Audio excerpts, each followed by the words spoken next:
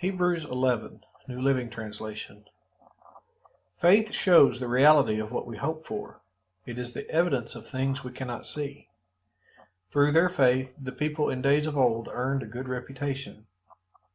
By faith, we understand that the entire universe was formed at God's command, that what we now see did not come from anything that can be seen. It was by faith that Abel brought a more acceptable offering to God than Cain did. Abel's offering gave evidence that he was a righteous man, and God showed his approval of his gifts. Although Abel is long dead, he still speaks to us by his example of faith. It was by faith that Enoch was taken up to heaven without dying. He disappeared because God took him. For before he was taken up, he was known as a person who pleased God, and it is impossible to please God without faith.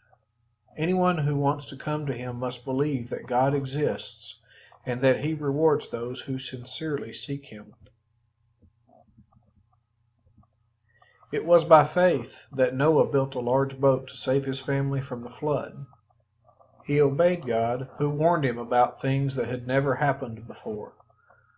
By his faith, Noah condemned the rest of the world, and he received the righteousness that comes by faith. It was by faith that Abraham obeyed when God called him to leave home and go to another land that God would give him as his inheritance. He went without knowing where he was going. And even when he reached the land God promised him, he lived there by faith, for he was like a foreigner, living in tents. And so did Isaac and Jacob, who inherited the same promise. Abraham was confidently looking forward to a city with eternal foundations, a city designed and built by God. It was by faith that even Sarah was able to have a child, though she was barren and was too old. She believed that God would keep his promise, and so a whole nation came from this one man who was as good as dead, a nation with so many people that, like the stars in the sky and the sand on the seashore, there is no way to count them. All these people died, still believing what God had promised them. They did not receive what was promised, but they saw it all from a distance and welcomed it. They agreed that they were foreigners and nomads here on earth. Obviously, people who say such things are looking forward to a country they can call their own. If they had longed for the country they came from, they could have gone back.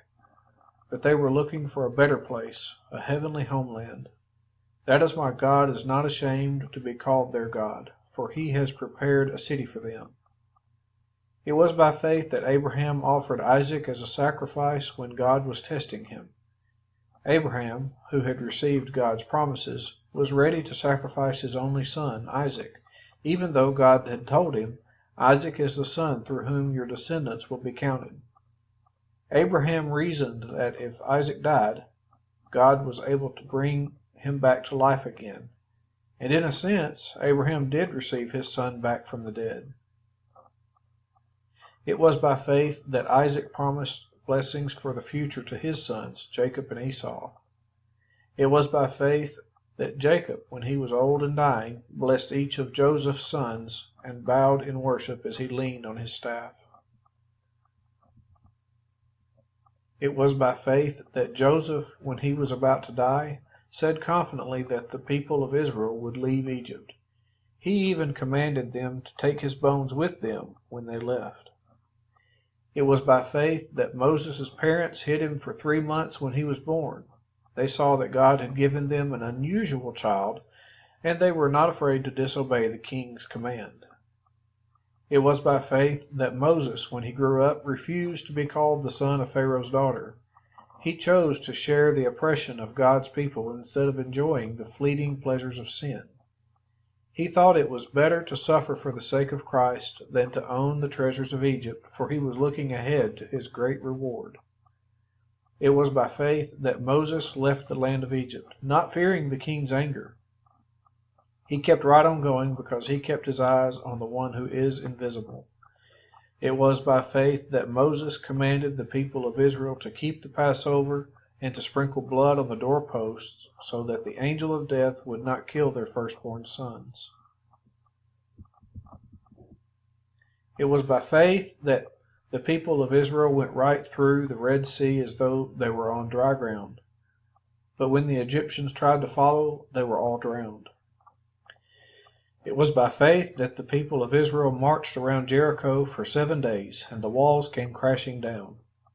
It was by faith that Rahab the prostitute was not destroyed with the people in her city who refused to obey God, for she had given a friendly welcome to the spies. How much more do I need to say? It would take too long to recount the stories of the faith of Gideon, Barak, Samson, Jephthah, David, Samuel, and all the prophets. By faith, these people overthrew kingdoms, ruled with justice, and received what God had promised them. They shut the mouths of lions, quenched the flames of fire, and escaped death by the edge of the sword. Their weakness was turned to strength. They became strong in battle and put whole armies to flight. Women received their loved ones back again from death. But others were tortured, refusing to turn from God in order to be set free. They placed their hope in a better life after the resurrection. Some were jeered at, and their backs were cut open with whips. Others were chained in prisons. Some died by stoning, some were sawed in half, and others were killed by the sword.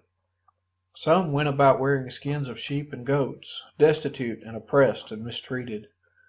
They were too good for this world, wandering over deserts and mountains, hiding in caves and holes in the ground. All these people earned a good reputation because of their faith, yet none of them received all that God had promised. For God had something better in mind for us, so that they would not reach perfection without us.